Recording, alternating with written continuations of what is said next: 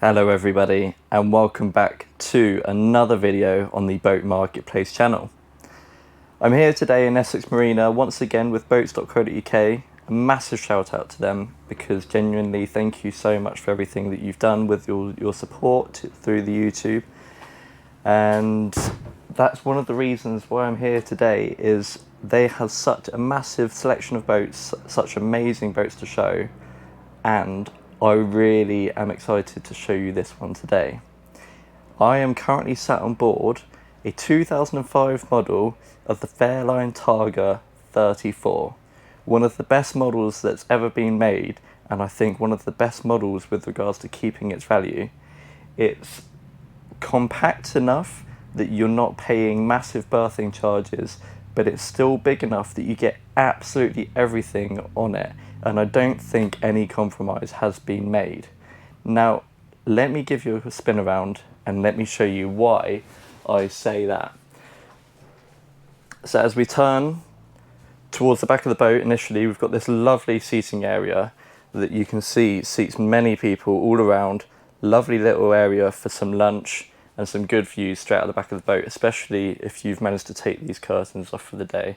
Or if you want to keep it enclosed, especially for the winter times, you can see we've got some hatches that just open up ever so slightly if you wanted to make your way through the boat. But as you might see, this is actually kept very well. For a 2005 model, she's 21 years old now, but all the upholstery has been kept really well. Now, as we move through towards the back of the boat, obviously we've got the engines down here. I would show you, but it's not the easiest to do. I do have to lift that seat up and move the cushion out of the way. And with only one hand, because I'm holding the camera, that's not the easiest.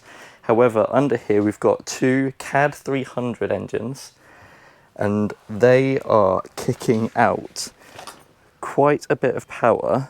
As I take you to the back of the boat, you can see we've got two duoprop stern drives, and there's very low hours on this boat. It's currently running with 690 hours, so very low hours for such a wonderful boat.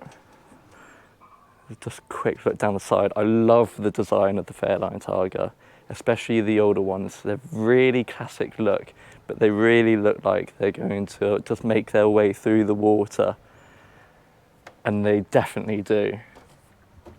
Now looking at the back then, got this cushion, I'll show you in a second what that does. Got room at the back there if you want any storage in there.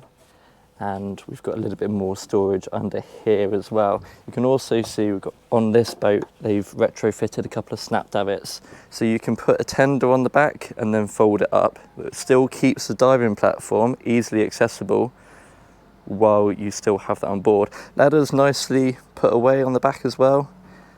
Just makes it all easily accessible. Really nice area to use without having anything in the way. You can see we've got a shower at the back as well. If you come out of the sea, climb out, the first thing you might want to do is just rinse off that seawater. And there's little features like this as well. The door is just popped in.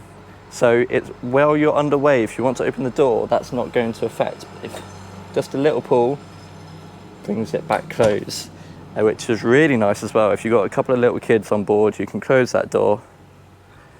It makes this boat a really good all-rounder. Now as we come forward, we've got a really nice actually seating area for the driver. It probably comfortably sits one person. If you wanted, you probably could squeeze two on, and that gives this amazing area for driving. You've got the classic wooden steering wheel. That's nice that they've kept that touch. All the dials seem to be as they were originally fitted back in the day. However, they didn't want to change it, but they wanted the newer systems, and you can see that with the Garmin screen up there, just to keep everything a little bit more technology advanced with everything that we have in today's day and age. Now, I said about obviously the seating area does only realistically fit one. I think that shows with the amount of seating area on the other side if you do want that company while you're moving forward. And there is one positive thing as well. You might have noticed I've had to take a step up here. I'll show you why later, but that step up is quite significant. Just behind the driving area, obviously, we've got a little bit of storage, cup holders, we've got a cool box in there as well. The little things that you're going to want when you're out at sea, especially on a day like today. It is hot stuff. Now, as we head down into the cabin, now she sleeps quite a few people on here. So as you can see initially, we're straightforward, we've got a double bed. We've also got another double berth back there. The cushion out there, I'll show you as we come back out, that sits on the table out there. And you might even find that you could probably squeeze more people in here. Comfortably, you're going to be sleeping full on this boat, but if you wanted more, you can make it work. We've got a couple of windows, plenty of storage behind the wooden panels. I love the old look of this this wood finish. And then this seating area makes it actually a very snug area for the evening. Once you've had a bit of dinner down here, with a perfect kitchen, an oven in the fridge, room for the tea towels, and actually a really good work surface. But by lifting this up, just creates more room for cooking with that cookers under there, and obviously the sink under here, and straight above, the TV. And that's what makes this area so nice.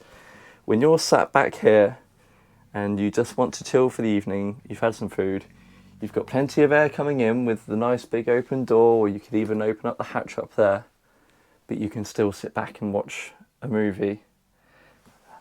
Perfect. Right, now as we move forward then, so we've got the double berth in here. It's a little bit on the smaller side, but it will comfortably fit 2 people on, maybe with your feet hanging off the edge. But again, nice storage with the wardrobes at the sides.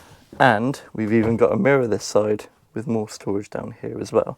And again, the lovely curtains, finishing off the look, that classic Fairline Targa, even with the Fairline Targa, the Fairline logo in the mattress. It's been really well kept, this boat, and it really does show. Now, as we move towards the back, this is where I was talking about that step. So as we enter here, we have a little seating area, which is lovely. So it gives you room to go sit down initially with a little sink in there as well. So you don't actually have to leave this area in the middle of the night if you don't want to. Unless, of course, you need the toilet. We've got a mirror there. That's me, everyone. Hello. And this is the double berth. Now, you can see there's a window there. That sits just below the step. And this whole area up here is what that step is, effectively, that I was showing you. And that creates so much more headroom. Imagine if it was in line with the original decking, it would be right down here. That really doesn't create much room. So they've made as much space as they possibly can. Again, keeping it to just a 34-foot boat. I think it's fantastic what they've managed to do with this. Again, really nicely finished. We've got the Fairline logo in here. Everything's been kept clean. Well, little bits of modernisation have been implemented throughout the boat.